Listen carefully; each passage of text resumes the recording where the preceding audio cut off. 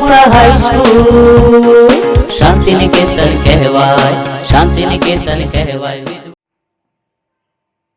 નમસ્કાર વિદ્યાર્થી મિત્રો, આવો આજે આપણે શીખીએ ધોરણ 9 ગુજરાતીનું પ્રકરણ 12 સખી માર્કંડી.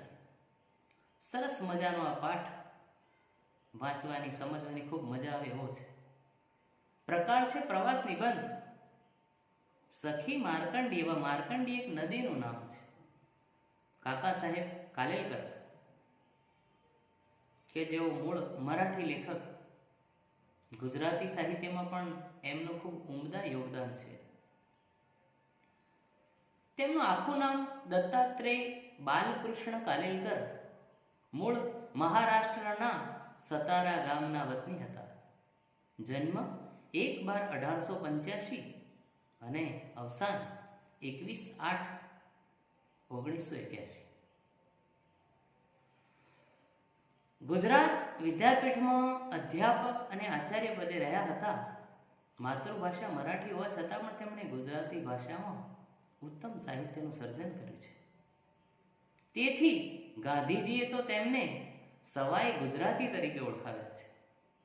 મિત્રો, આ ખૂબ ધ્યાન રાખવા જેવી બાબત છે. પ્રશ્ન એવો આવે કે ગાંધીજીએ તેમને કઈ રીતે ઓળખાવ્યા છે, તો જવાબ છે સવાઈ ગુજરાતી તરીકે ઓળખાવે છે. ગંગા મૈયા, યમુના રાણી, ઉભયાન્વયી નર્મદા, દક્ષિણ ગંગા ગોદાવરી એ તેમના ગદ્ય લેખન શૈલીના ઉત્તમ નમૂના છે. હિમાલયનો પ્રવાસ, અત્યારે આપણે ભણી રહ્યા છીએ પ્રવાસ નિબંધ છે સખી માર્કંડી. હિમાલયનો પ્રવાસ, બ્રહ્મદેશનો પ્રવાસ, પૂર્વ આફ્રિકામાં ઉગમણો દેશ જાપાન, આ બધા એમના પ્રવાસ વર્ણનના ગ્રંથો છે. રખડવાનો આનંદ, ફરવાનો રખડવાનો પણ એક આનંદ હોય છે. રખડવાનો આનંદ, જીવનનો આનંદ. જીવનમાં આનંદ માણતા આવડવું જોઈએ, તો ક્યારેય જીવન બોજારૂપ નહીં લાગે. જીવનનો આનંદ, જીવન લીલા તેમના નિબંધ સંગ્રહો છે. સ્મરણ યાત્રા, ઓતરાદી દિવાલોમાં અનુક્રમે શૈશવ અને જેલ જીવનના પ્રસંગોનું સુંદર વર્ણન છે. એમણે એક ગ્રંથાવલી તૈયાર કરી છે, કાલેલકર ગ્રંથાવલી. તેમાં તેમનું સમગ્ર સાહિત્ય ગ્રંથસ્થ થયેલું છે. તેમણે સાહિત્ય અકાદમી એવોર્ડ, દિલ્હી તથા પદ્મ વિભૂષણ પુરસ્કારથી સન્માનિત કરવામાં આવ્યા હતા. આવો આ પાઠ વિશે આપણે સમજીએ, જાણીએ. કાકા સાહેબ કાલેલકરનો પ્રવાસ નિબંધ સખી માર્કંડી ભારતની નદીઓ વિશેના એમના પુસ્તક લોકમાતામાંથી લેવામાં આવે છે. મિત્રો, આ પણ ખૂબ યાદ રાખવા જેવું છે. આ પાઠ શામાંથી લેવામાં આવે છે, તો લોકમાતા એ પુસ્તક કાકા સાહેબનું, અને એમાંથી લેવામાં આવે છે. આપણી સંસ્કૃતિમાં નદીને માતા કહી છે, પણ આ નિબંધમાં લેખક નદીને પોતાની સખી રૂપે આલેખે છે. આપણે એમ સમજીએ સામાન્ય રીતે કે નદી આપણી માતા છે. કાકા સાહેબે એની બાળપણની સખી કહી છે, કારણ કે એમના ગામ પાસેથી વહેતી જતી, અને એમનું ગામ સતારા. લેખકના ગામ પાસેથી વહેતી માર્કંડીની સાથે એમનું બાળપણ વીતી હોવાથી એક વિશેષ ભાવ એમની સાથે અનુભવે છે. માર્કંડી સાથેના અનેક અનુભવો લેખકે આ પાઠમાં આલેખ્યા છે. માર્કંડીનું સૌંદર્ય, એની મૈત્રી, નિકટતા વર્ણવીને લેખકે નદીનું અલગ સ્વરૂપ પ્રગટ કર્યું છે. આવો આ પાઠ આપણે સમજીએ. શું દરેક નદી માતા હોય છે? ના. એક પ્રશ્ન એમને શરૂઆતમાં પૂછ્યો છે. ના, માર્કંડી તો મારી નાનપણની સખી છે. માર્કંડીને હું માતા નહીં કહું કે મારી મોટી બેન પણ નહીં. એ તો મારી બાળપણની સખી છે, બેનપણી છે. એટલી નાની છે કે એને હું મોટી બેન તરીકે પણ ન ઓળખાવી શકું. આનાથી હું એને ક્યાંય નાની ગણું છું, એટલે તો એને હું મોટી બેન પણ ના કહી શકું. નદીના કિનારે કાકા સાહેબનું ખેતર, એટલે એમને એમ કહ્યું અહીંયા કે અમારા ખેતરમાં ઉમરાના ઝાડ તળે, ઉદુંબર નામનું એક ઝાડ આવે, એને ઉમરાના ઝાડ કહેવાય. ઉમરાના ઝાડ તળે બપોરની છાયામાં બેઠો હોઉં ત્યારે માર્કંડીનો મંદ મંદ પવન જરૂર બોલાવવાનો. હું શાંતિથી અમારા ખેતરના ઉદુંબરના ઝાડની નીચે બેઠો છું છાયામાં, અને ત્યારે મને આ માર્કંડીનો મંદ મંદ વાતો પવન મને એની પાસે બોલાવે. માર્કંડીને કાંઠે કેટલીય વાર બેઠો છું. અનેક વાર લેખક માર્કંડીના કિનારે બેઠા છે અને પવનના મોજાથી ડોલતા ઘાસના પાન કલાકો સુધી જોયા કરે છે. એમણે અનેક વાર આ જે ઘાસના પાન હોય ને એને પવનના મોજાથી ડોલતા જોયા છે. માર્કંડીને કાંઠે અસાધારણ અદ્ભુત એવું તો કશું નથી. અહીં કઈ અસાધારણ નથી એવું તો કશું નથી. ખાસ ફૂલો નથી, જાત જાતના રંગવાળા પતંગિયા નથી, રૂપાળા પથરાય નથી, લીસા પથરાવે ને ગોળ જેવા એ પણ નથી. પોતાના કલકુજિતથી ચિત્તને અસ્વસ્થ કરે એવા નાના મોટા પ્રપાત ક્યાંથી જ હોય. હવે કલકુજિત એટલે શું? તો કલરવ, પક્ષીઓનો જે અવાજ આવે ને એને કહેવાય છે. અસ્વસ્થ એટલે બેચેન અને પ્રપાત એટલે ધોધ. પક્ષીઓનો અવાજ કરતા એવા અસ્વસ્થ આમ થઈ જવાય કેવા કે એને આપણે મહેસૂસ કરીએ એવા તો કઈ નાના મોટા ધોધ પણ નથી. ત્યાં છે ફક્ત પ્રેમાળ શાંતિ. લેખકને ત્યાં જઈને કિનારે બેસતો છે ત્યારે એમને કંઈક શાંતિનો અનુભવ થાય છે. બરાબર છે. ભરવાડો કહે છે કે માર્કંડી વૈજનાથના ડુંગરમાંથી આવે છે. માલધારી કોમ એટલે કે ગાય ભેંસ પશુઓ ધરાવનાર કોમ, એને ભરવાડ કહેવાય છે. માર્કંડી વૈજનાથના ડુંગરમાંથી આવે છે. મને એનું મૂળ શોધવાની કદી ઈચ્છા થઈ નથી. માર્કંડી ક્યાંથી આવે છે ક્યારે મેં પ્રયત્ન નથી કર્યો. એનો સોર્સ એટલે મૂળ શોધવાનો મેં પ્રયત્ન નથી કર્યો એવું લેખક કહે છે. અમારા તાલુકાનો નકશો હાથમાં આવે તો એમાં માર્કંડીની લીટી હું ન શોધું. લેખક કહે છે મને મારા તાલુકાનો નકશો પ્રાપ્ત થાય તો એમાં લીટી સ્વરૂપે હું માર્કંડીને ના શોધું. કેમ કે તેમ કરતા તો એ સખી મટી નદી બની જાય ને. એવું કરવાથી તો એ મારી સખી છે એ તો મટી જશે, એ તો નદી તરીકે આલેખાય છે. મને તો એના પાણીમાં મારા પગ બોળીને બેસવાનું જ ગમે છે. પગ મૂક્યો કે તરત જ ખળખળ ખળખળ એવો અવાજ શરૂ થાય. નદીના ઠંડા પાણીમાં પગ બોળીને લેખકને બેસવાની ખૂબ મજા આવે છે અને એમાં એમને સુકૂન મળે છે, શાંતિ મળે છે અને ત્યાં ખળખળ અવાજ આવતો હોય. નાનપણમાં અમે કેટલીય વાતો કરતા. એકબીજાનો સહવાસ જ અમારા આનંદને માટે બસ થતો. આ નદી સાથેનો સંગાત લેખક કે છે એમાં અમને ખૂબ આનંદ મળતો. એમાં મારું બાળપણ ક્યાંય વીતી ગયું. બસ માર્કંડી શું બોલે છે તે સમજવાની હું દરકાર ન કરું. હું ક્યારેય પરવા ના કરતો કે આ નદી મને શું કહે છે અને હું જે બોલું એનો અર્થ કરવા માર્કંડી ન થોભે. માર્કંડી હંમેશા ખળખળ વહેતી જતી હતી.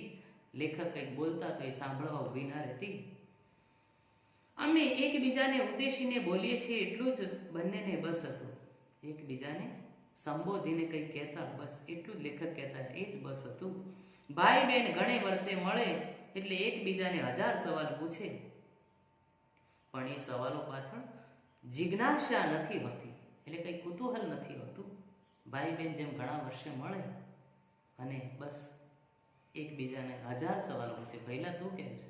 તો બેન તું કેમ છે? શું ખાધું, શું પીધું, ક્યાં ફર્યા? આ રીતે. તો લેખક કહે છે મને નદી સાથે વાત કરીને આટલો સંતોષ થતો. એ જ બસ છે મારા માટે. એ તો પ્રેમ વ્યક્ત કરવાનો એક પ્રકાર છે. આ પ્રેમને વ્યક્ત કરવાનો એક પ્રકાર છે. સવાલ શો પૂછ્યો અને જવાબ શો મળ્યો તરફ ધ્યાન રાખવા જેટલી સ્વસ્થ વૃત્તિ પ્રેમ મિલન વખતે ક્યાંથી હોય? હું માર્કંડીને મળતો ત્યારે સવાલ કે પ્રશ્ન શું થાય છે એ અમે એટલા બધા આનંદિત થઈ જતા કે મને એનો ખ્યાલ જ ન રહેતો એવું કાકા સાહેબ કહે છે. માર્કંડીને કાંઠે કાંઠે હું ગાતો ફરું અને માર્કંડી સાંભળતી જાય. લેખક કઈ ગાતા ફરે, નદી સાંભળતી જાય. માર્કંડી 16મે વર્ષે પોતાને લઈ જવા આવેલા યમરાજને શિવ ભક્તિને જોરે પાછા ઠેલનાર માર્કંડેય ઋષિનું આખ્યાન ગાતા મને કેટલો આનંદ થતો. નદીના કિનારે લેખક પ્રાચીન સમયમાં એક માર્કંડેય ઋષિ થઈ ગયા અને તેમનું આખ્યાન ગાતા એ વખતે એમને ખૂબ આનંદ મળતો.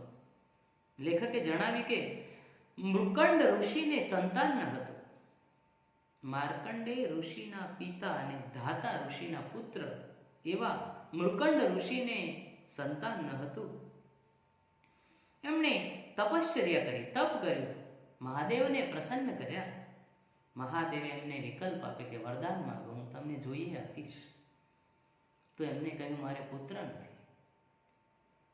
કાં 16 વર્ષ જીવનાર સદગુણી બાળક, કાં 100 વર્ષ જીવનાર મૂઢ બાળક, તમે પસંદ કરો. શિવજી ભગવાને બે વિકલ્પ મૂક્યા કે 16 વર્ષ જીવે એવો સદગુણ વાળો, સારા ગુણ વાળો તમને બાળક જોઈએ છે, કે પછી 100 વર્ષ જીવે એવો મૂર્ખ બાળક જેનામાં બુદ્ધિ ખાસ ના હોય. તમે બેમાંથી પસંદ કરો. હવે બેમાંથી કયો વર પસંદ કરવો, એટલે કે કયો બાળકને પસંદ કરવો? ઋષિએ તો ધર્મપત્નીને પૂછ્યું, એમના પત્નીને પૂછ્યું. સદગુણી બાળક ફક્ત 16 જ વર્ષ ભલે જીવે એ જ કુલોદ્ધારક થશે. કુલોદ્ધારક, કુલનો ઉદ્ધાર કરનાર. એટલે ઋષિએ એમ પોતે સમજી લીધું કે ભલે 16 વર્ષ જીવે પણ મારો પુત્ર એવો હોવો જોઈએ કે કુળનો ઉદ્ધાર કરે. એમ ગણી એમને ઋષિ પત્નીને બંને જણાએ થઈને એ જ માગી લીધો પુત્ર, કે 16 વર્ષ જીવે એવો પુત્ર અમને દો પ્રભુ, કે જેમાં સદગુણોનો પાર ના હોય. માર્કંડે જેમ જેમ ઉંમરમાં ખીલતો જાય તેમ તેમ મા બાપના વદન મ્લાન થતા જાય. મ્લાન થાય તો ઉદાસ, નિસ્તેજ થતા જાય. આખરે 16 વર્ષ પૂરા થયા. આ 16મું વર્ષ બેઠેલું અને જેમ જેમ વર્ષ જતા હતા ને એમ ઋષિને એમના ધર્મપત્નીને ખૂબ ચિંતા થતી હતી કે અમારો આ પુત્ર 16 જ વર્ષ જીવશે ને યમરાજ એમને લેવા આવશે.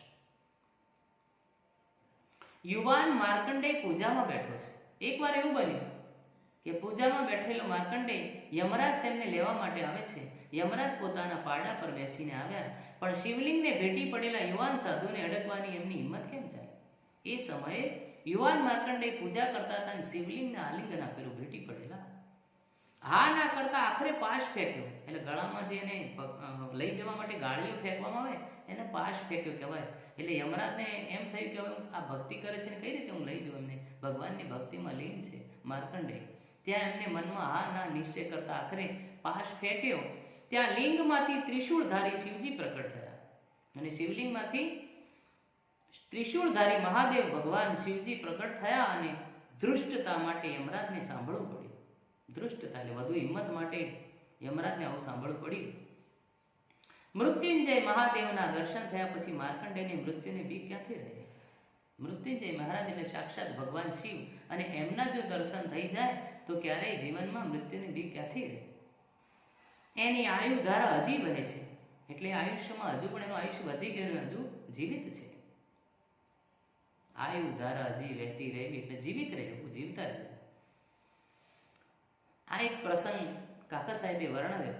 ત્યાર પછી આગળ જોઈએ તો કોલેજમાં ભણતો હતો ત્યારે પરીક્ષા પછી અમારી ભાઈ બીજ થતી. ભાઈ બીજ એટલે બેનના ઘેર ભાઈ આવે અને હરખથી બેન ઓવારના લઈને જમાડે અને ભાઈ કંઈક ભેટમાં આપે. લણણીના દિવસો હોય એટલે શું કહેવાય, પાક થયો હોય અને કાપવાની સિઝન હોય. 2 દિવસ મારે ખેતરમાં જ ગાળવાના હોય. લેખક કહે છે 2 દિવસ સુધી મારે જ્યારે પાક કાપવાનો હોય ત્યારે ખેતરમાં રહેવાનું થાય, ગાળવાના એટલે વિતાવવાના હોય. ત્યારે માર્કંડી મને શક્કરિયા પણ આપતી. મીઠા કંદમૂળની એક જાત એટલે શક્કરિયું જે જમીનમાં પાકે. એટલે લેખક એ દિવસો યાદ કરે છે કે ત્યારે આ માર્કંડી મને શક્કરિયા આપતી અને અમૃત જેવું પાણી પણ પાતી.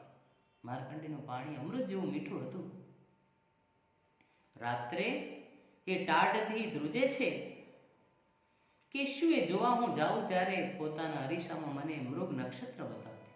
નદીને ઠંડી તો નથી લાગતી ને માર્કંડીને, કારણ કે લેખક બહુ દરકાર કરતા અને લેખકે જોવા માટે જતા ને ત્યારે લેખક એમ કહે છે કે મૃગ એ જળમાં મને મારું પ્રતિબિંબ દેખાતું તો એ મને મૃગ નક્ષત્ર બતાવતી. એટલે સારા ખરાબ સમય વિશેની માહિતી આપતી. એમ આવું લેખક ઘણા પ્રસંગો યાદ કરે છે. આજે પણ જ્યારે જ્યારે અમારે ગામડે જાઉં છું ને ત્યારે ત્યારે માર્કંડેયને મળ્યા વગર રહેતો નથી. ઘણા વર્ષો વીતી ગયા, લેખક ક્યાંય બહાર આવી ગયા છે અને જ્યારે જ્યારે પોતાના ગામડે જાય છે ત્યારે એ નદીને મળવા અચૂક જાય છે. પણ એ પહેલાની પેઠે મારી સાથે ગેલ નથી કરતી, રમત કરવી.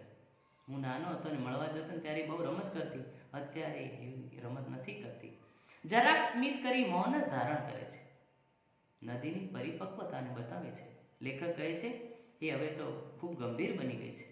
એના સુકુમાર વદન પર, એટલે સુકોમળ વદન, એનું મુખ કહેવાય ને એને વદન કહેવાય. એના સુકુમાર વદન પર પહેલાનું લાવણ્ય નથી જોઈ શકતો, પણ એના સ્નેહની ગંભીરતા વધી છે.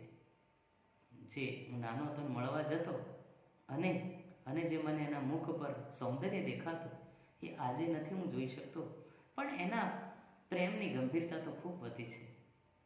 નદી અને હું એકબીજાને ખૂબ પ્રેમ કરે છે, કારણ કે મેં આપણા કાકા સાહેબ કાલેલકરની સખી છે, એટલા માટે એમને નદીને લોકમાતા કે માતા નથી કહી, પણ પોતાની સખી કહી છે. એટલા માટે આ પાઠનું શીર્ષક છે સખી માર્કંડી.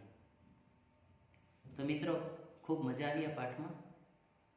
આપ સૌ તૈયાર કરશો સમાનાર્થી શબ્દો, વિરુદ્ધાર્થી શબ્દો, રૂઢિપ્રયોગો અને સ્વાધ્યાયમાં આપેલા ખરા ખોટા અને નિશાનીવાળા પ્રશ્નો, 2-3 વાક્યોમાં અપાતા ઉત્તરો અને 7-8 વાક્યમાં જે મોટા ઉત્તરો આપે આપણે જેવા પ્રશ્નો આપ સૌ તૈયાર કરશો.